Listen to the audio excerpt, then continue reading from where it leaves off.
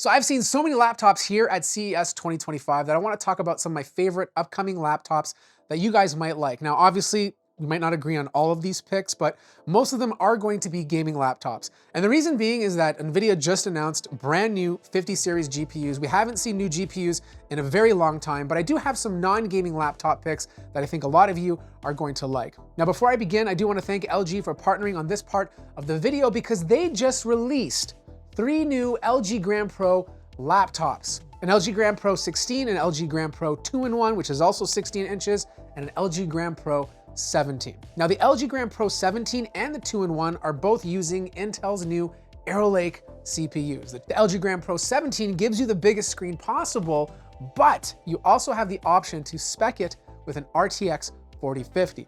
The LG Gram Pro 16 regular laptop is using an Intel Lunar Lake CPU, also a Copilot Plus PC. Now, all of these laptops have AI baked into them using Copilot, but you also have Gram AI, which is LG's own language model. So this allows you to do stuff directly on the laptop without going on to the internet, which is obviously better for privacy. And it was kind of neat because you could ask it to change settings on the laptop for you so that you don't have to search through Windows to do it yourself.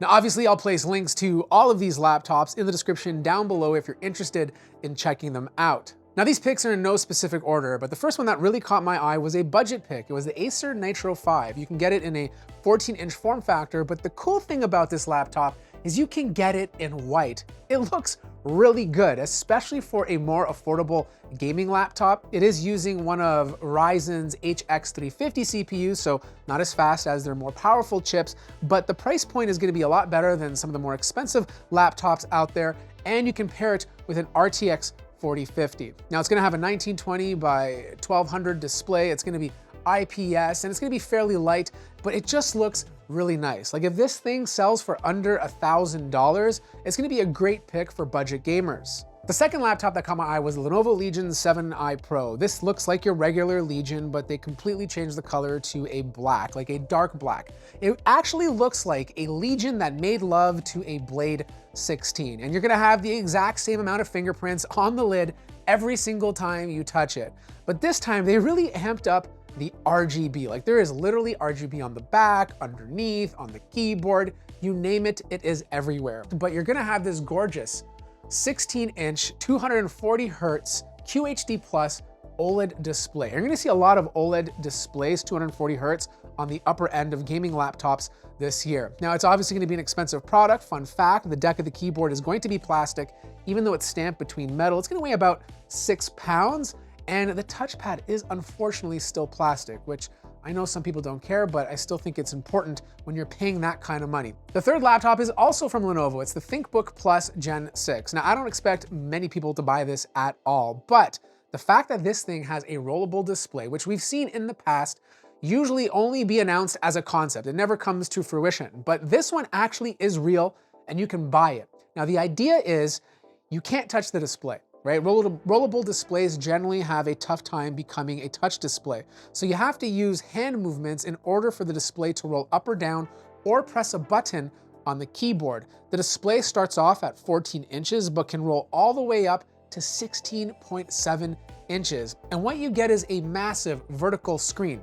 And the way you do this is you place your hand about 30, centimeters away from the front-facing camera, it detects it, and then you wave your hand up or down and the display obviously moves. Now this display is really not for someone like me. It's just not gonna make my life better, but if you're an engineer, a developer, if you're someone who's reading documents all day long, I can see why you might appreciate something like this. It's also gonna be 120 hertz. It's gonna be OLED, so you have all the best things about having a really great display on a thin form factor. It's gonna be using an Intel Lunar Lake CPU, and I don't think it's gonna sell a lot of units, but I do think there's gonna be a niche market for it. The next laptop is the Razer Blade 16. We haven't seen a major design change from them in about 3 or 4 years, but they have improved it this year. It's a lot thinner now. They reduced the weight from 5.6 pounds down to about 4.6. So really close to, let's say, a MacBook Pro 16, for example. But the kicker is you can spec this thing all the way up to an RTX 4090. And because it's almost as light as a Zephyrus G16, you finally have some competition in that kind of area. And the cool thing though is that the TGP on this Blade 16 is 155 watts, which is higher than the TGP on the Zephyrus G16. Now, they kept the same amount of ports. They're all still there, but they did move the SD card a little bit closer to the front. I guess they just didn't have enough room in the back, but you still have all the same ports as before. The other thing they changed was the keyboard. It finally has more travel distance. That was one of my major complaints about Blade laptops. The travel distance has always been pretty bad. So finally it's at 1.5 millimeters. You're gonna have a clickier typing experience, which I think a lot of gamers will obviously appreciate. Now I wanna stick with one more 16-inch gaming laptop for a moment, and that's the HP Omen 16 Max. Now this looks like the HP Omen 14 Transcend from last year, but a lot bigger. You can still get it in a white case, which I think looks absolutely beautiful. You're gonna have the translucent keys. It's gonna be super thin. You can spec it all the way up to an RTX 5080, 64 gigabytes of RAM. And the best part about it is you have CPU options. You can either get it with Intel's Core Ultra processors or with AMD's HX series. So totally up to you. But the interesting thing about this laptop that the other laptops don't have is they have fans that can basically blow dust out of the laptop. They can kind of reverse and then spit that dust out to keep the internals clean. You got the vapor chamber cooler, which would help with cooling and all those other little things you'd expect from an expensive product like this. But in theory, this idea of keeping the internals clean should extend the lifespan of the laptop itself. Now, if you're looking for an 18-inch laptop, the Asus Strix Scar 18 really caught my eye. Super flashy, like if you want RGB literally everywhere on your laptop, plus Asus's anime matrix, this laptop's gonna do for you. Like literally, it's going to be the equivalent of walking down the strip in Las Vegas. That's how many lights this thing has on it. It has a TGP of 175 watts. It's gonna be a big boy. You have a massive keyboard. You have the option of speccing with a mini LED display, so it's gonna get super bright, a very comfortable and clicky keyboard, Thunderbolt 5, if you care about that. But most importantly, it's gonna make your life easier if you want to upgrade it. Instead of taking the entire panel off, you have the option to quick release certain portions of the cover to easily access your SSD and your memory. I think it's gonna save a lot of people a headache, and some people actually get very nervous taking the lid off because they feel like if they do, it might void their warranty, but having this quick latch system will obviously make them feel a lot more comfortable upgrading their own laptop. Next up is the Asus ROG Flow Z13. This is a very interesting idea because it's a tablet. We've seen the Z13 in previous years, but what makes it so different this year is the processor choice inside of it. It's using one of AMD's Ryzen HX Max Plus processors, and this processor has an integrated GPU that's supposed to perform on par with a 46 or even a 4070, depending on the spec you go for. We have never seen this before in an integrated GPU. Like, that is absolutely mind-boggling. And what that makes me think is that the battery life on this is going to be much better than a laptop with a dedicated 4060, for example. So maybe you'll get much better performance when it's not plugged in compared to a laptop with a discrete GPU.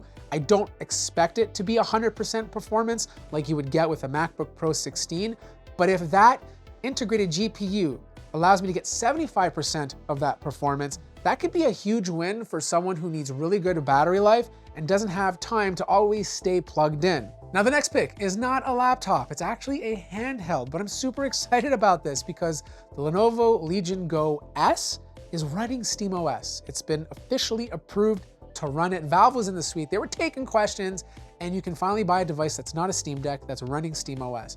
And yes, if you want, you can still get it with Windows 11 if you truly are a maniac, but I was playing with it, SteamOS felt buttery smooth. It's using a Z2 Go processor, so not the fastest Z2 processor you can buy, that goes to the extreme. Performance should be similar to last year's Z1 processor, but it felt good. In fact, it felt almost like a Steam Deck, just a little bit more curved and comfortable to hold. The display is 8 inches, it's IPS, 120 Hertz, but I love the fact that we now have other devices that are running SteamOS because I feel like it just makes gaming a lot easier. I also want to give an honorable mention to the Ray Neo Airs. Like, these things are getting a price reduction. They're coming out with a more budget-friendly version later this year that are gonna have very similar specs to the ones that I just reviewed not too long ago, but offer you a more affordable price point. So those are my top picks for CES 2025. I'll place links to all of them in the description down below. Let me know what you are mostly excited about. I'm gonna review as many of these things as I can, so drop your questions below. Like the video if you liked it, subscribe if you haven't already, and I'll see you guys in the next one.